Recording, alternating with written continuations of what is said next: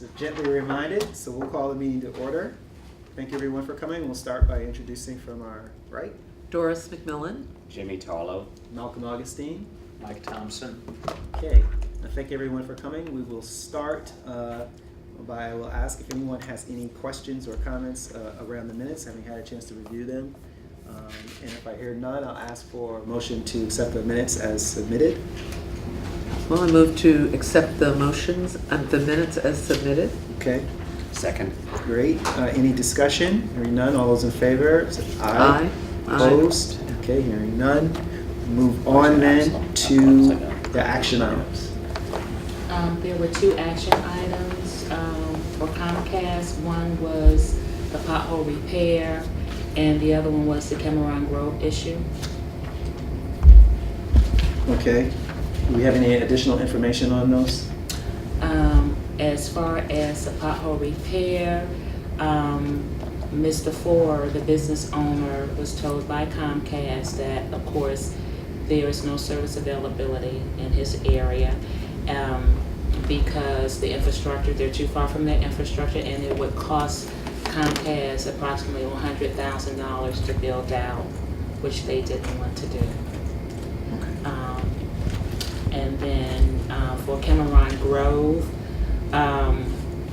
Comcast found that Comcast has upgraded all of their equipment to digital, and so their camera system at Cameron Grove is not compatible with the all digital because their camera system is analog. Right. So what needs to happen then is that their property manager need to update their camera system.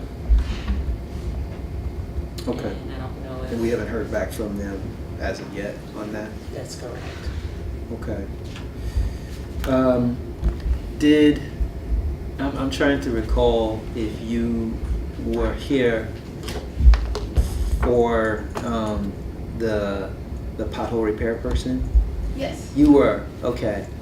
And I see the information that we have here. The $100,000 in order to get to that community, was that confirmed, or was that from before the meeting, or was that after the meeting? That was from before the meeting. That was from before the meeting? Yes. Okay, okay. So it's, in essence, we are in a position where that there's, he's in that space where there isn't any coverage, and so Exactly. we're stuck. Okay, all right, okay. Is that something that could come up at the negotiations for the new franchise? Yeah. An item that could be put in the contract? Mm-hmm. Yes, it is definitely worth thinking about.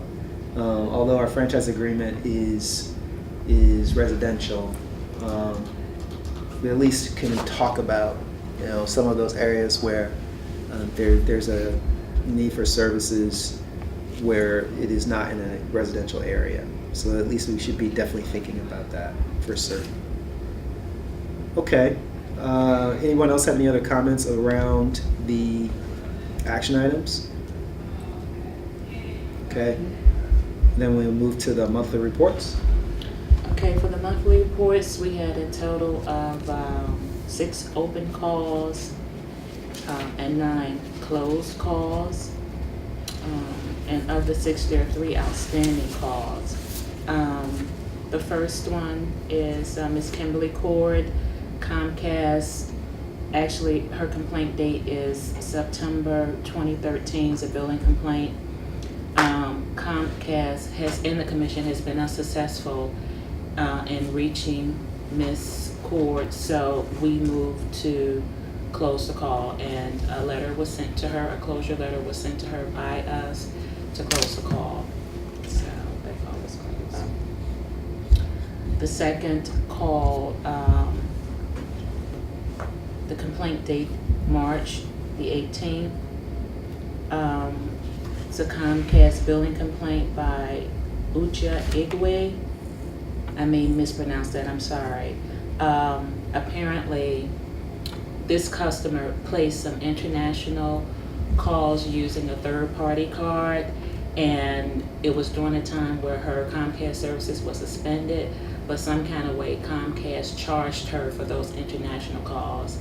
The current status is that Comcast was able to verify that the calls were placed using a third party, and they credited her account. They refunded her account.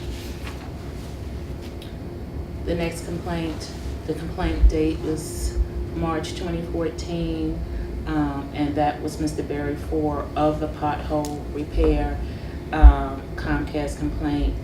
He also had a complaint about there was a $150 promotion, and that stated that if Comcast was not able to provide him service, then they would issue him a $150 check. Well, during the course of his attempts to get Comcast to honor the promotion, he was unsuccessful, so he submitted the complaint to the commission, and their business department will honor the promotion. The next complaint, March 2014, Comcast complaint. This is Vivian Dotson at Cameron Grove, and actually Ms. Dotson called me this morning along with Ms. Kitty Lewis about the situation. They never heard anything from Comcast. Comcast did send out a closure letter explaining to Ms. Dobson what the situation was, and so she just asked that I obtain a copy of the signed letter to fax to them, which I did request from Comcast. I haven't received it yet though. And then the next call is an outstanding calls repair Comcast, and this is the Jackie Matheson King's Grant. Comcast did make all the repairs, but the customer is requesting a walkthrough just so that with Comcast, so that she can just confirm that everything is okay. So that's the status of that now. And then lastly, the complaint date is an outstanding back from December 2013. It's Verizon repair, and that's also the Jackie Matheson King's Grant. Apparently, there's the problem is still outstanding. There was one lid that needed to be replaced. That update was received on the 15th of April. There was one handhold lid that needed to be replaced, and then they will let us know when that's completed.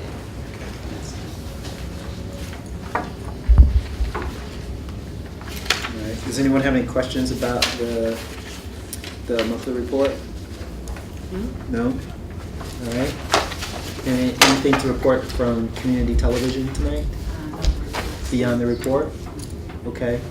I don't see that anyone is here for public comment.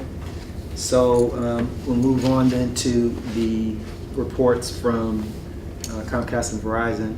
And one of the things that I would like to say around that is that one of the things that when you two, Comcast and Verizon, submit to us the ads which share information about current offerings that you have, would be good if while we receive those hard copy things for those ads, it would be good if you would also share information here about any offerings or any special things or any new services or anything like that that could then be part of that could be shared with people more globally, particularly now since we are now streaming this meeting out to the public. Would be greatly appreciated. So we can move now into the report from Comcast, if there is one. Really, the only thing I think that I'd like to share with the commission is Saturday, April 26th, this coming Saturday, Comcast will be having Comcast Cares Day, which is our community service project that we will be doing all across the country. So in 37 states, Comcast employees and their family members will be involved in various community service projects. Here in Prince George's County, we will be working at Drew Freeman Middle School. We will be doing some painting in the school, in their auditorium, repainting some doors and rails where the paint is chipped. Also doing an accent wall in their front office, as well as some landscaping. So we will have employees that are out working on that. As well, as I said, we will have employees all throughout this region and across the country who are working. So this is part of your volunteer program? It is, Okay. yes. So we do this every year. Okay, does anyone have any questions for Comcast? No. Polls are okay? Double polls? Actually, I don't know if Karen's involved in it, but actually there was a major attempt to get rid of some of the double poles in the Avondale area. That was good. That was very good. All right, There was progress made. great. Okay, so we'll move on then to Verizon's report. And I have no report. Other than also, I think in the last month's note, there was a comment about me unfortunately having to participate only every other month because I had obligations in Montgomery County. I've cleared that up, that I will be here, be able to attend every month. Okay. Every meeting every month. I'm glad to hear that. Because I actually was about to say something about that, so I appreciate the fact that you'll be here. We obviously we want to have your representation here for our citizens, so that they can hear, and be able to communicate with you too if they have any concerns when they are here. So I'm very appreciative of that. Okay, so does anyone have any questions for Verizon? No. Mr. Chairman? Yes. Yes. Ms. Handy, Yes. I had to call Verizon earlier this week with an issue, and I was just curious, is there any possibility when you have to call for service that they can give you a little bit more detailed information as far as the cost? I mean, I was told it'd be $91, and I guess that was most of the dispatch fee. But then, even though I was able to tell them what the problem was, the only thing they could say was, well, we don't know until they get out. Well, when you're already spending $91 just for a dispatch fee, you want to be thinking about how much more is this going to cost me, even if it's just a broad range. Well, maybe 100, maybe 150, rather than no clue. The tech will tell you when he gets there. But at that point, you spent $91 that you can't get back. Right, and I guess you're speaking of a repair call. I beg pardon. You're speaking of a repair call. Yes. Is that correct? Yes. And I'm sure, they probably did the preliminary test to make sure that they didn't have to come out and, to alleviate did, the, yes. yeah. So, and unfortunately, unless, there's probably no other way until the tech sees what's the real problem to know how long the repair would even take. So, they do the preliminary test to see if it's something that they could do in the system without having to come out there. But, unless you know that your jack is off the wall, then the technician could give you an estimated time to repair that jack. They would not know what the problem is to give you an estimated cost. All right. Well, I did tell them, well, it was the outside connection that had come loose, and I did tell them that. He just indicated they would not be able to tell me until he came out. Well, if it was outside, then I don't even think you would be charged. He indicated that they wouldn't be able to say for sure until the tech showed up, so at that point. Yeah, so, again, because thank they you very much. probably don't know if it really is the outside. But if you have any problem, feel free to reach out to me. I'd be more than happy to look into it for you. Okay, thank you. All right. Does anyone else have any questions for Verizon? No? All right. Does the staff have any questions for either of the two? Not at this time. No? No. Okay, all right. Okay, so then we can move then on to commissioners' comments, and we'll start from our right. Well, I'm very glad to see that we're going to be streaming and involving the public in what we're doing so that they get an opportunity to participate if they so desire. So it's a nice addition. That means we have to get dressed up and put on our faces and wipe the oil off our face and stuff like that. Fantastic. No. Okay, you're all set? Ms. Thompson? Will there be a big blitz letting residents know that this is being streamed now? There will be, actually, there is works underway to put a banner on the county's main website, in addition to the actual streaming event being hosted on the homepage of the Cable Commission website as well as some other things that we're actually going to try to do to bring more awareness to the Cable Commission website. But specifically for the streaming, yes, we have started to do some advertisements, if you will. Great. Yes, ma'am. We could also put something on our bulletin board on our channels if we like. That would be fantastic. Yeah. Okay. I have one. I was talking to some people, and they'd asked about the ability to get into the sort of like the television type of industry or what have you, and I shared with them some of the things that are happening at CA TV, and also at Prince George's Community College, that there are a couple of programs there where people can get involved. What I was wondering, what I wasn't sure about was whether or not Comcast or Verizon had any local programming that comes from here at all, or any internship type programs or things of that nature that may be available, even if it's not on the broadcast side, that could potentially be available to any of our people, any of our citizens. And I'm just not sure if you have anything like that. Do you?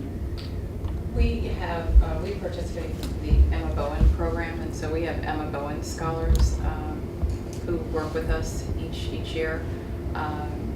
But we do not control any channels, so we don't have any programming that Comcast puts out as a system.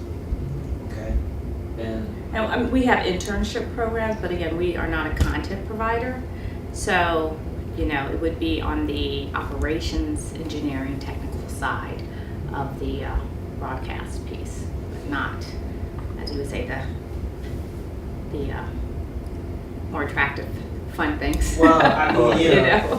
What kind of internships are they looking for? Right. Well, the other possibility of partnering with some of the municipalities or some of the jurisdictions that do have content. They do. And maybe, somehow Comcast Verizon could actually do an internship, which would be a funded intern to work with one of the city, towns that has, I know we have a number of content programs. Right. Yeah. That's something you might want to think about. Mm-hmm. It wouldn't be your content, but it would be giving interns a chance to actually, work with some of the, do a partnership or get a proposal from one of the municipalities or the county to have a program which would be funded by either Verizon or Comcast, where somebody would actually work with the county or with one of the cities to doing content. CTV offers internships. We offer internships, but they're unpaid. But if you have a contact, just forward it to me and I'll be glad. I actually oversee the intern volunteer program. Yes, I know that, and I mentioned that to people. I share that information with people, but I was just, thinking about the whether or not there were other opportunities out there. I knew about yours and that which was happening at Prince George's Community College, but I also, as Ms. Pinkshaw has mentioned in the past, knowing that that there was a call center that came out of here from Comcast, right? And so whatever opportunities or whatever there is potentially, in the form of internships or jobs or anything like that potentially could work with folks, if it's just even just sharing that information with our citizens would be greatly appreciated. Well, Malcolm, it's not Prince George's County, but Fox TV has an internship program. All of the stations in the area have internship programs. It's just a matter of being able to get in the door. And Emma Bowen, out of New York, 'cause I know Emma before she passed, has been great about getting folks, into broadcast jobs. But they're generally still in college. Yes. Yeah. Which is great. It's just Yeah. I'm just trying to have that as an opportunity for Sure. folks here in Prince George's Right. County. So, okay. Does anyone have any other comments or anything else that they need to discuss? I do not. Okay, great. All right, then we can adjourn this meeting. Our next meeting is scheduled for May the 28th, and look forward to seeing everyone then. And thank you very much for your efforts for getting the streaming on, and really do appreciate your help. All right, thank you, everybody. Thank you. Good night.